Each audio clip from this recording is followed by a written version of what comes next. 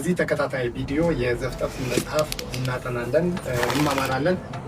ማጥናትና መማር ለሚፈልጉ ወንድሞችና እህቶች እንዲደርስ ላይክ፣ ሼር በማድረግ እንድትተባበሩ ከወዲሁ ጠይቃለሁ።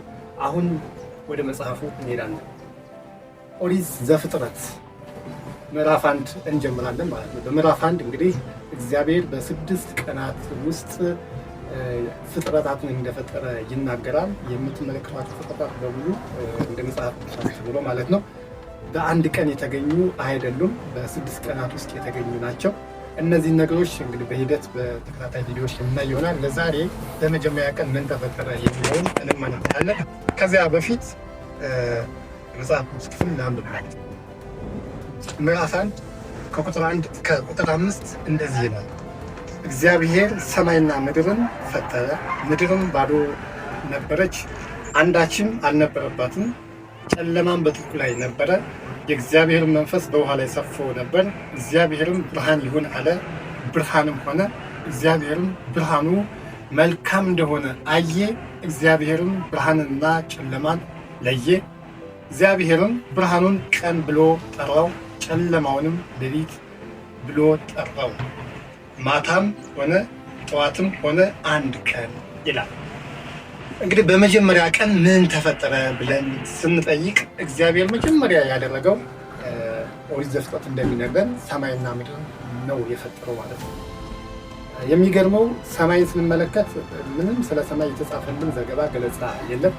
ምድርን በተመለከተ ግን በጣም የሚደንቅ ነገር አለ። አሁን የምታዩት ምድር በጣም በብዙ ነገር ተጨናንቃ ነው የምታዩት። ያላቸው በሰው፣ በእጽዋት፣ በእንስሳት፣ በብዙ ነገሮች አሁን በቃ ቢዩቲፉል ምናምን የምታዩት ምድር ከጅምሩ የነበራት ገጽታ ግን እንደዚህ አልነበረም። መጽሐፍ እንደዚህ ነው የሚገልጻት። ምድር ባዶ ነበረች፣ አንዳችም አልነበረባትም። አስቡት እንግዲህ ይህችን ባዶ ምድር እንዴት በኋላ ላይ እንደሞላት ያው በቀጣይ ቀናት በሚኖረው የፍጥረት ስራ ላይ እናያለን። ቀጥሎ በዚህ ቀን እንግዲህ የተፈጠረው ከሰማይና ከምድር በተጨማሪ ማለት ነው ብርሃን። ምክንያቱም ጨለማ በጥልቁ ላይ ነበረ፣ የእግዚአብሔርን መንፈስ በውሃ ላይ ሰፎ ነበር ይላል።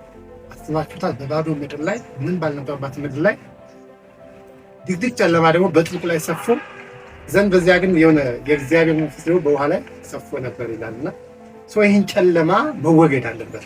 ጨለማው ካልተወገደ መልካም የሆነው ነገር ስለማይታይ ስለማይገለጥ እግዚአብሔር መጀመሪያ ያደረገው ምን መሰላችሁ? በጨለማው ላይ ብርሃን ይባል። እግዚአብሔር ብርሃን ይሁን ሲል ብርሃን ተፈጠረ፣ በይሁን ቃል ማለት ነው።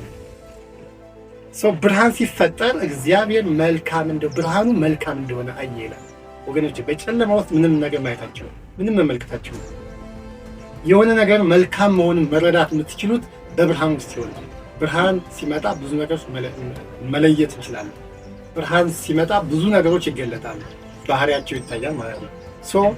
እግዚአብሔር ይህን ብርሃን መልካሙ ሆኖ መልካም ተብሎ የተገለጸ ብርሃን ምን ብሎ ጠራው ይላል? ቀን ብሎ ጠራው።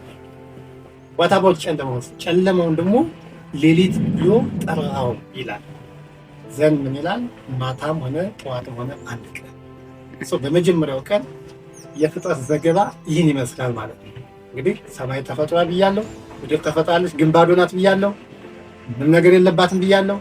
ግን አሁን የያዘችውን ቅርጽ በጣም ውብ ሆና በብዙ ነገር ተሞልታ የምታምር እንድትሆን የሆነችው በቀጣዩ የስራ ቀናት ስለሆነ ቀጣይ በሚኖረን ቪዲዮ እናየዋለን። ለዛሬው በዚህ እሰናበታለሁ። ተከታታይ ቪዲዮዎችን አሁን ላይክ፣ ሼር በማድረግ እንድትተባበሩ በድጋሚ እጠይቃለሁ። ይመቻችሁ። ሰላማችሁ